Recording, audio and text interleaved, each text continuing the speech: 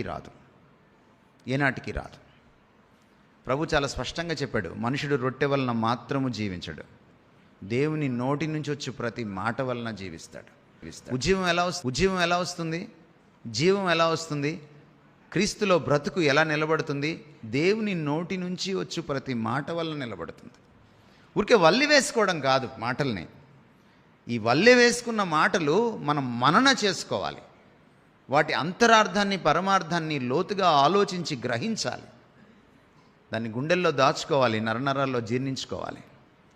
దాన్ని క్రియాశీలకంగా ఆచరణీయం చేసుకోవాలి. ఇది చాలా చాలా అవసరమైన విషయం. If you are lazy to read the word and meditate upon it, you will soon die as a Christian. You may live as a human being, but you will soon die as a Christian.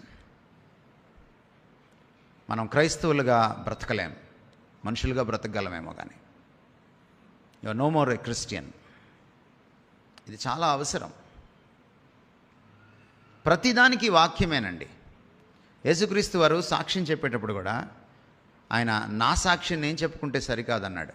ఈరోజు చాలామంది ఎడాపెడా సాక్ష్యాలు చెప్పించేస్తున్నారు కూడా యూట్యూబ్లో. కానీ యేసుక్రీస్తు అంతటి వారు దిగి వచ్చినప్పుడు, దేవుడే మనిషిగా దిగి వచ్చినప్పుడు, సాక్షాత్తు దైవ మానవుడు, దేవుని కుమారుడు సాక్ష్యం చెప్పేటప్పుడు, నేను సాక్ష్యం చెప్తే నా సాక్ష్యం అది టాప్ అని అనలేదు ఆయన. నేను నా సాక్ష్యం చెప్తే అది సరి అయినది కాదు, లేఖనములు నా గురించి సాక్ష్యం ఇస్తున్నాయి అని అన్నాడు. లేఖనానికి ఆయన అంత పెద్దపీట వేశాడు. తన సాక్ష్యాన్ని కూడా లేఖనాలతో కొలవమన్నాడు. సాక్ష్యం అంటే ఏమిటండి?